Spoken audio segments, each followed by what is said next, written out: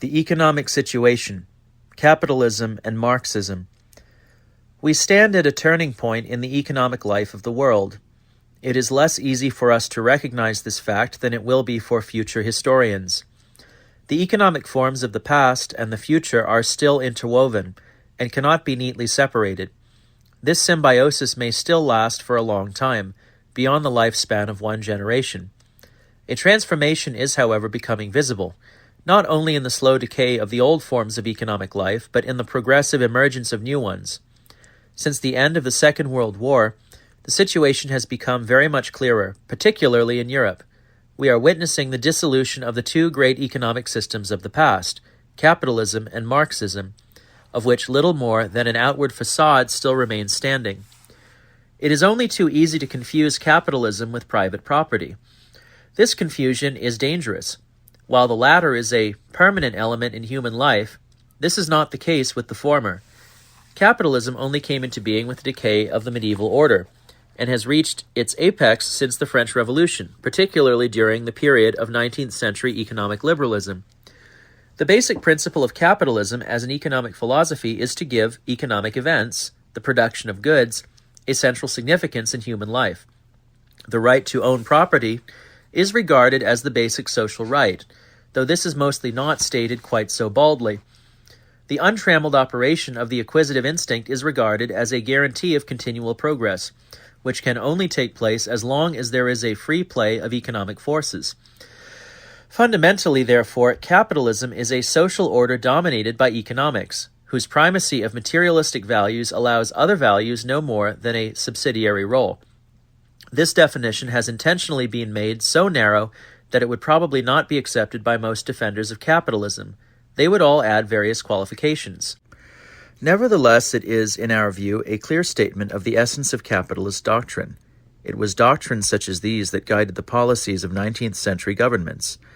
During pioneering periods in new countries like the United States, Canada, or South Africa, where there are wide open spaces, capitalism, with its unrestricted freedom of initiative, could temporarily prove a blessing for the whole community and raise the standard of living of all classes.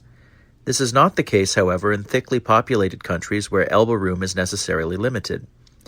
Capitalism is today undergoing a severe crisis, not to speak of a death agony.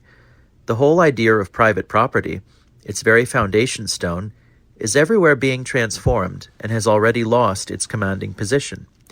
As a principle, it is indeed increasingly disregarded everywhere. This is actually a development which is not peculiar to our age. Already in the Middle Ages, not to speak of still earlier epochs, there were periods during which private property existed to a certain extent, while its use was considerably restricted. Under the influence of the immediate past, this fact has too often been overlooked. One should, however, remember that the feudal order in particular recognized a supreme right of the crown, that is, of the state, to all property. Only in more recent times with the Renaissance did the unlimited right to property, the jus utendi et abutendi of the ancient Romans, reappear. Today, the freedom of the property owner is being severely curtailed. Through the modern taxation system, the state has become a kind of joint proprietor, without sharing any part of the risk. And in many European countries, the nationalization of large sectors of economic life through laws or state planning has become a fact. Many of these measures were carried through without any resistance on the part of the victims. Acts of intervention by the state, which only 2 generations ago would have been regarded as the most heinous injustice, are today commonplace occurrences. Even in so-called capitalist countries, there is no longer any question of capitalism in the classical sense of the word. Though its outward symbols are still visible in places, its essential reality has disappeared from the consciousness of governments as well as of the mass of the population, to such an extent that it has actually become a thing of the past, always provided that we do not confuse it with private property as such. For the latter, in ever new forms, is surviving the decline of capitalism and reappears even where it had been temporarily abolished. The USSR furnishes a good example of leaders slowly but irresistibly being forced back by the population in spite of their Marxist-Leninist doctrines and having to permit or silently to acquiesce in, the re-establishment of private property in various sectors of the economy. And quite apart from these spontaneous developments, the present Russian ruling class is trying to create privileged property rights for its own benefit. In this way, it attempts to make its influential position as the new Bolshevik aristocracy lasting and hereditary. This Russian example shows us that Marxism is undergoing the same decline as its alleged enemy, capitalism. We have used the word alleged intentionally, though the contrast between Marxism and capitalism is constantly being discussed. The similarities actually far outweigh the differences. Though they entrust the control of property to different hands, their basic philosophy is the same. Both systems attach a central importance to economics, to production. Both are, in the last analysis, materialistic, and regard economic laws as the basic laws of society. Both are not genuinely social, though Marxism has frequently misused the word socialism for its own purposes. For social, as the word itself tells us, means putting man in the center, while both Marxism and capitalism are primarily concerned with material considerations. In the last resort, it makes little difference to the worker whether a private individual or the state acts as entrepreneur and is the owner of the means of production. To the wage earner, it is the attitude of the employer that is important. The state can be just as antisocial as any private individual, or rather the danger is considerably greater in the case of bureaucracy than where there is one tangible person one can come to grips with. Once the individual boss has been replaced by a big corporation, of course, the difference between a private firm and a public one becomes slight. Though the difference between Marxism and capitalism is not very large, it cannot be denied that the former owes its success to the mistakes of the latter. The disciples of Karl Marx were successful in hiding the similarities and presenting their doctrine as a genuine alternative. They were able to forge a political weapon out of the weaknesses of the older system. With the progressive decline of capitalism, however, these 19th century clichés gradually lost their attractiveness and began to sound hollow. This development shows the great dangers inherent in any attempt to base a policy on mere opposition. It is easy to live off one's enemy's mistakes. It is much more difficult to create something better. But in the long run, a positive policy has one great advantage. It enables one to survive one's real or imagined enemy. Certainly, the movement which was canalized by Marxism created much that was good. There had to be a reaction against the mistakes perpetrated by capitalism. Injustices had to be removed, and in the more advanced countries, this job has now to a considerable extent been accomplished. But with the abolition of the worst evils, at the decisive moment when Marxism should have advanced from mere opposition and begun to create, in its turn, its ideological weakness, its basic identity with the conquered evil, necessarily became apparent. It is therefore not surprising that Marxism mostly proved unsuccessful in its positive efforts. A merely materialistic attitude, even to economic facts, cannot be satisfactory. It leaves the most important thing of all, the human element, out of account. Hence, as soon as Marxism attempted to turn from its pious hopes to their active realization, it became apparent that it was hopelessly outstripped by the events. Economic materialism had already caused the death of capitalism. There was nothing left for its younger brother, Marxism, to inherit.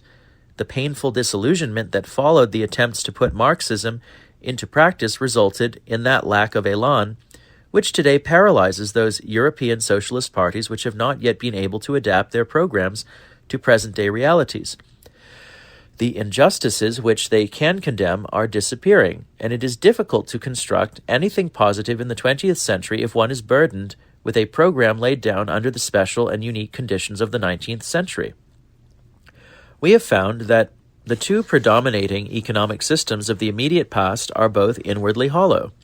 Though lip service is still constantly being paid to them, confidence in them has waned both in the capitalist and in the Marxist camp.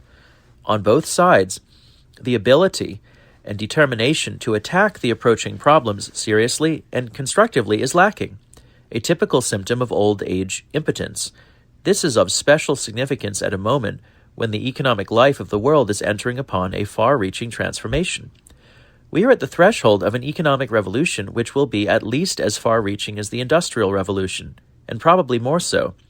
Automation and atomic energy will transform the face of the earth in the very near future. Whole branches of industry and agriculture are going to disappear. Hitherto unknown fields will be opened up. Industries will have to be reorganized, will have to change their location and work under new and unexpected conditions. The social structure within each firm will change. The same applies to working conditions. Some sources of wealth will lose their value, while new ones will be discovered. These events urgently demand foresight and proper planning.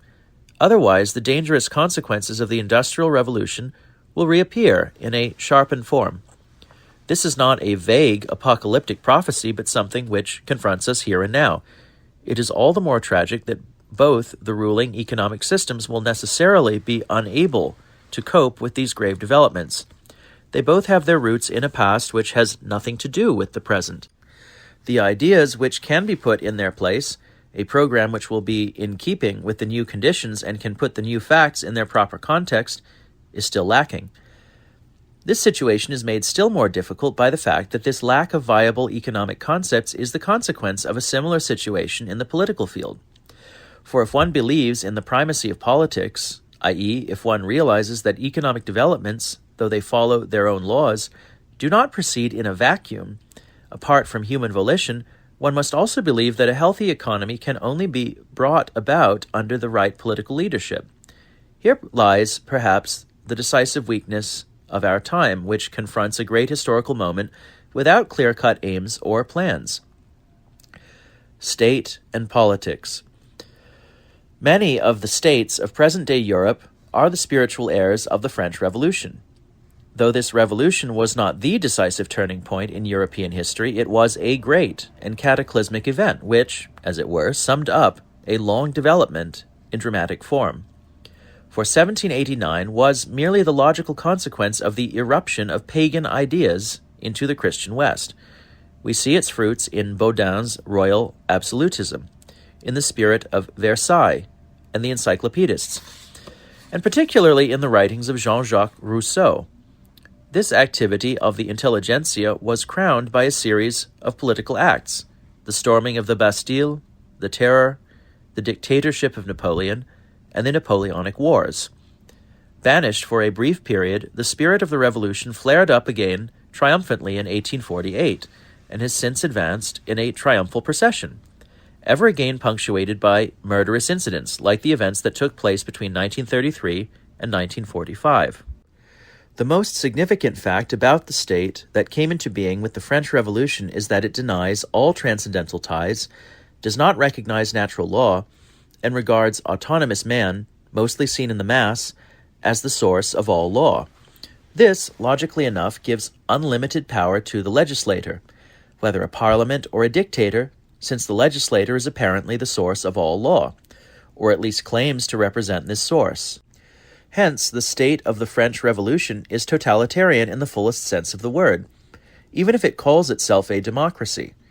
This justifies the frequently used expression, formal democracy, for a true democracy in the classical sense of the word cannot exist under a regime animated by the ideas of the French Revolution. This totalitarianism must necessarily lead to the end of all law and justice. We may recall the well-known phrase of the Hitler era, "Right is what is useful to the German people and to international chaos." For if every state regards itself as the ultimate fountainhead of law, there cannot be any international law. At best, international law remains a generally recognized convention, until the moment when one or another state no longer finds it useful. In other words, absolute dictatorship is a logical consequence of the ideology of the French Revolution. A materialistic ideology of this kind, which in the last resort respects no moral limitations, can therefore rarely go beyond pure power politics. It cannot conceive of genuine welfare policies, expressing a sense of inner obligation. As long as a certain social order pleases the majority or the ruling clique, it is upheld. however unjust it may be for the minority. In a materialistic state, the extreme liberalism of the Manchester School is just as logical as the liquidation of the kulaks on the opposite side. For if the majority, or the power which claims to have a mandate from the people, decrees anything, the minority or the powerless masses cannot appeal to any higher law recognized by the state. Our great cultural heritage has for a long time delayed the ultimate consequences of this ideology. Today, however, this heritage is nearly exhausted. The appearance of totalitarianism in its extremist forms should be a final warning to us. In the West, we were able to subdue the enemy, though only just in time and at a tremendous cost in human suffering. In the East, the war led to an increase in the area under totalitarian rule and multiplied its power. Instead of learning from these experiences and recognizing that many of the so-called democratic regimes of the pre-war period shared the guilt for the catastrophe that overtook Europe, the victorious powers repeated the mistakes of the past on an even larger scale. Since 1945, we have seen a kind of reaction which has learned nothing and forgotten nothing. It is uncannily reminiscent of the mistakes made after the fall of Napoleon, the greatest incarnation of the spirit of the French Revolution. Then as now, too little account was taken of the changed situation. All that was desired was a return to the status quo ante, without considering the changes that had meanwhile occurred. It was this reactionary attitude that was to a considerable extent responsible for the events of 1848. In our own time, we see the old constitutions reappearing in many important Western states, documents that are entirely rooted in the 19th century. Politicians who are equally rooted in the past are reappearing, together with their followers, and are preparing to resume the interrupted game as though nothing had happened. The only difference is that the restored formal democracies have to be upheld by police measures, designed to prevent any criticism of the official taboos. That this is not feasible, and that ideas cannot be conquered by police measures but only by stronger ideas, seems to have been forgotten. The weakness of this reaction is already becoming visible, after only 10 years. In the whole of Europe, the old political machine, which had apparently been given a new lease of life, no longer functions. A deep gulf separates the rulers from their country's youth in most states. It was still possible to control the war generation. It had been decimated or weakened by long captivity. The new generation, however, has already overcome the shock of the great mass murder and is seeking for new paths appropriate to the 20th century. They recognize the gulf between the forms of political life and the social and economic facts of the present day. They see clearly that the constitutions in force today are no longer in accordance with the demands of the present situation, and they are no longer willing to conform. These rising forces feel instinctively that the coming events require a political structure that is capable of guaranteeing law and justice. They sense, often subconsciously, that the Jacobin regimes created by the French Revolution are incapable of doing so, as they continually lead to an arbitrary exercise of power. The search for new concepts has begun. Movements like Poujadism in France represent its first clumsy gropings. They are still far from promising a genuine solution, but they indicate an unrest, a general disquiet, which should be a warning to rulers everywhere. A mere conspiracy of silence about phenomena of this sort, or the use of force against them, will at best result in their temporary suppression. The causes will not be removed thereby, but will eventually manifest themselves in still more acute forms. It would be much more realistic to look the facts in the face and begin the search for new political foundations. We are not merely facing a crisis of one regime or another. It would, for instance, be wrong to say that it is only the Fourth Republic that is in danger. We must recognize that almost everywhere confidence has been profoundly shaken, since the current institutions no longer seem capable of mastering the problems before us. They suffer, above all, from a structural disability. For as long as natural law and its transcendental foundations, the true basis of every constitutional state, are not recognized, no far-sighted social policies can be evolved. Such policies must protect the weak and minorities, and are unlikely to be carried out in a state founded on mere power, whether exercised by a majority or a dictator. The crisis of the regimes which have issued from the French Revolution has begun at a moment when coming events are already casting their shadows before them, and the time for preparations has grown very short. Our states, with their antiquated political structures, are incapable of dealing with this tremendous task. A rapid summing up of the present situation must therefore show a negative result. In the social field, at the very moment when the working class is slowly being deproletarianized, new developments are leading to the ruin of other classes, particularly the farming population and the middle class. Up to the present moment, hardly anything constructive has been achieved in this sphere, even though it would still be possible, by a concentrated effort to direct these developments into healthy channels. In the field of economics, both the great systems of the immediate past, capitalism and Marxism, are in decline, without any new system having so far arisen to take their place. This is happening at the very moment when our economy will require particular strength and elasticity so as to adapt itself to the great changes that are imminent and to master them for the general good. And finally, we are in the middle of a political crisis, a crisis of the states whose structure is still rooted in the 19th century and is dominated by the false ideology of the French Revolution. The constitutions and political forms which are still widely regarded as the only possible ones are obviously out of date and will necessarily be shattered by coming events. Structurally, we are neither equipped nor prepared to cope with an age of atomic energy and automation.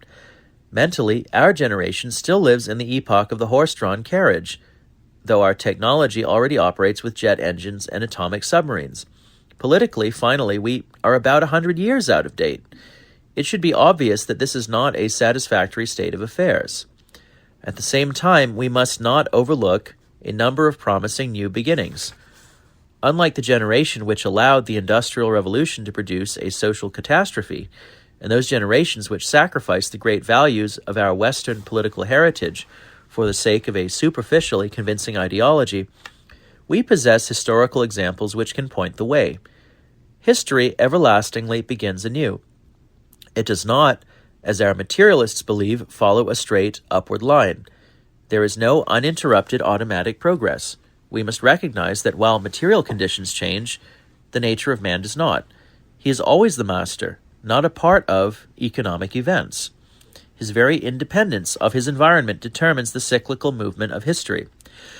Fundamentally, man and his reactions towards his environment have remained unchanged from the Stone Age to the atomic era. This cyclical movement can serve to guide us. We are always free to make mistakes, but there is no law that would force us to commit the same mistakes under similar circumstances. We are free to learn from history, though we make sparing use of this freedom. Today, there are a number of frightening analogies with the recent past which every student of history will recognize. Though many of the rulers of present-day Europe, who profit from the current reactionary state of affairs, refuse to admit them, the younger generation undoubtedly senses them instinctively. Their unrest is not destructive. It is a constructive excitement. Properly led, this generation will be able to safeguard our future for a long time. At the same time, if events should push them into political extremism, the result may be the destruction of our continent and the last remains of its great heritage. That is the choice which confronts us, and that is our responsibility.